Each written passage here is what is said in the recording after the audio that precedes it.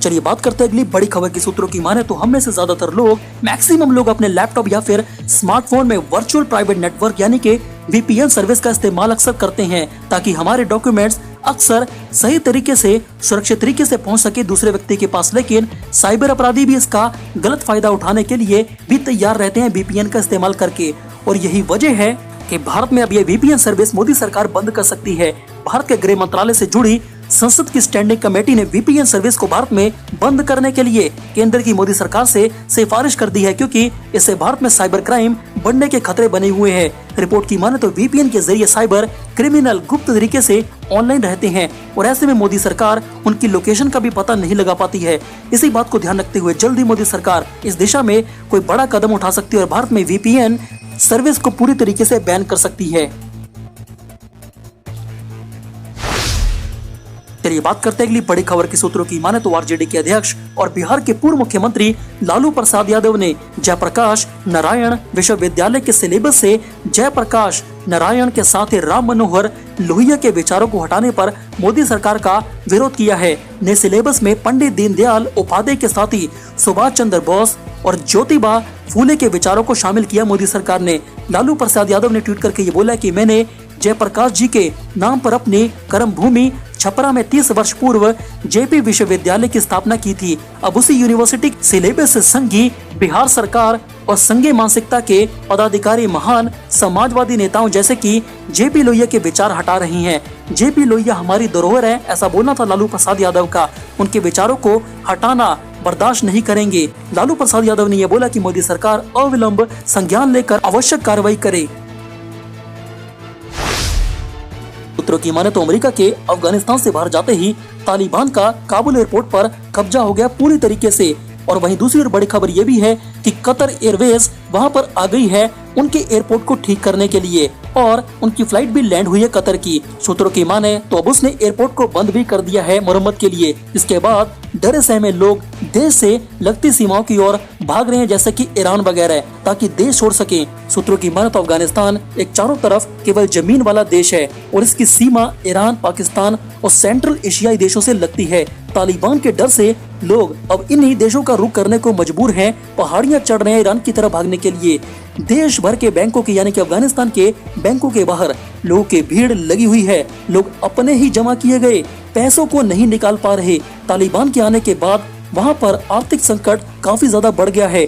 भूखमरी है, करोड़ों लोग भूख से मर रहे हैं। खाने के लिए खाना नहीं है, पीने के लिए पानी नहीं है। सूत्रों की माने तो पानी की एक बोतल 3000 रुपए में मिल रही है, जबकि खाने की एक प्लेट 7000 रुपए में मिल रही है। काबुल एयरपोर्ट ही एक ऐसा सुरक्षित रास्ता था जिससे विदेशी संगठन मानवीय मदद पहुंचा सकते थे अफगानिस्तान के लोगों के लिए, लेकिन अब इसे बंद कर दिया गया है तालिबान के आतंकवादियों द्वारा। पाकिस्तान से लगने वाली मुख्य बॉर्डर क्रॉसिंग तोरखम पर तैनात एक पाकिस्तानी अधिकारी ने यह बताया कि बड़ी संख्या में अफगानिस्तान के लोग तोरखम गेट के खुलने का इंतजार कर रहे हैं। बड़ी खबर तो ये भी है कि तालिबान ने पाकिस्तान को एक बड़ा झटका देते हुए बोला है कि हम ड्यूरेंट लाइन को नहीं मानते हैं और हम जल्द ही पाकिस्तान में हमला कर सकते हैं। सूत्रों की माने तो तालिबान ने पाकिस्तान को बड़ा झटका दिया है कि हम ड्यूरेंट लाइन को नहीं मानते हैं और सूत्रों की माने तो जल्द ही इनके बीच भी एक भयंकर लड़ाई छिड़ सकती है ड्यूरेंट लाइन को लेकर, क्योंकि पश्तून इसे नहीं मानते हैं। ऐसा भी बोला जा रहा है कि बड़ी संख्या में अफगानिस्तान के नागरिक अफगानिस्तान और ईरान के बीच स्थित इस्लाम कला सीमा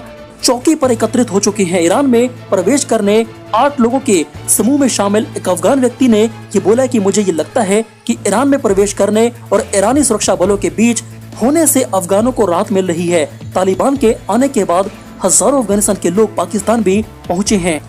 वही सूत्रों की माने तो अमेरिका और उसके सहयोगी देशों ने 1,23,000 लोगों को अफगानिस्तान के काबुल एयरपोर्ट से सुरक्षित तो बाहर निकाल लिया है, लेकिन अब भी हजारों लोग वहां पर अफगानिस्तान में फंसे हुए हैं, जिनको मारने के लिए तालिबान के आतंकवादी घर घर दरवाजे तोड़ रहे हैं और उनको ढूंढ रहे हैं। बीते हफ्ते United nation high commission for refugee यानी कि UNHCR ने ये बोला था कि अगर हालात नहीं सुधरे तो 5 लाख लोग अफगानिस्तान फिर से छोड़ सकते हैं और मानवीय संकट पैदा होगा। वहीं यूरोपीय संघ ने सीरिया जैसा शरणार्थी संकट खड़ा होने की आशंका जताई है। अब काम की बात तो यह है कि यूरोप की यह बड़ी योजना है कि अफगान शरणार्थियों को यानी कि अफगान से भागने वाले शरणार्थी लोगों को अफगानिस्तान से लगे यानी कि भारत वगैरह देशों में ठहराया जाए और आर्थिक मदद उनको दी जाए। वह नहीं चाहता है यूरोप या अफगानिस्तान के लोग उनके यूरोप के देशों में आए, लेकिन बड़ा सवाल यह है कि क्या भारत ऐसा रिस्क ले सकता है कि यहाँ पर पहले से ही बहुत ही सारे घुसपैठिए हैं। ऊपर से क्या भारत अफगानिस्तान के लोगों को यहाँ पर शरण दे सकता है? ये बड़ा सवाल है। अगर आपको भी ये लगता है कि भारत को ऐसा नहीं करना चाहिए तो हमें अपनी राय नीचे कमेंट बॉक्स में जरूर दें, क्योंकि इससे भारत में अस्थिरता भी बढ़ सकती है और इसके साथ ही आतंकवादी भी भारत में घुस सकते हैं। इस समय की बड़ी खबर, जी आपको बता दें कि बंगाली सीएम ममता बनर्जी के रूप में माता दुर्गा की बन रही है मूर्ति। भड़क गए सब हिंदू। बंगाल हिंसा को देखते हुए भड़के सब हिंदू। सोशल मीडिया पर सुनाई खरी खोटी। सूत्रों की माने दुर्गा पूजा को आने में अब बस कुछ ही समय बचा हुआ है और इस बार कोलकाता के लोग दुर्गा पूजा को नए और अनोखे रूप में देखने वाले हैं, जिसे देखकर वह भड़क गए हैं। कोलकाता के कुमारतुली में पश्चिम बंगाल के मुख्यमंत्री ममता बनर्जी की मूर्ति बनाई जा रही है। मूर्ति वो भी किसके रूप में? हमारी माता दुर्गा के रूप में। सूत्रों की माने तो मुख्यमंत्री ममता बनर्जी जैसी मां दुर्गा की मूर्ति बनाने के लिए 3 समितियों ने सहयोग किया है। हालिया बंगाल में हुई हिंसा को देखते हुए सोशल मीडिया पर लोग तीखी प्रतिक्रिया दे रहे हैं।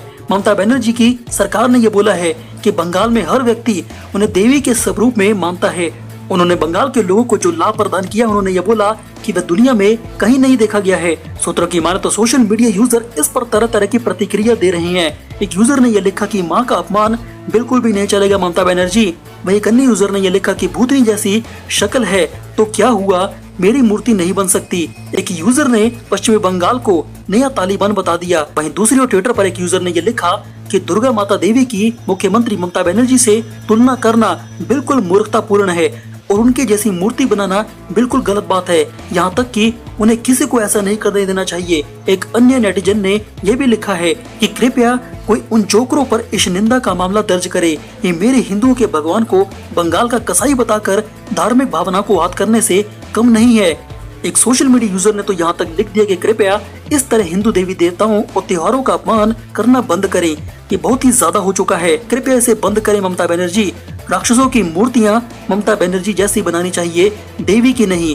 ऐसा सोशल मीडिया पर लोग अब बोलने लगे हैं। वहीं पश्चिम बंगाल में चुनावी नतीजे आने के कुछ घंटे बाद ही बंगाल में कई इलाकों में राजनीतिक हिंसा भड़की थी और हिंदुओं को लाखों की संख्या में मार मार कर भगाया गया, लड़कियों को उठाया गया।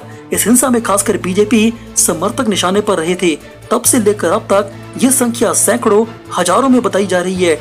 अगर आपको ये लगता है कि ममता बनर्जी अपनी मूर्ति बिल्कुल हमारी हिंदुओं की माँ दुर्गा की तरह बनाकर बेहद गलत काम कर रही है तो हमें अपनी राय नीचे कमेंट बॉक्स में जरूर दें।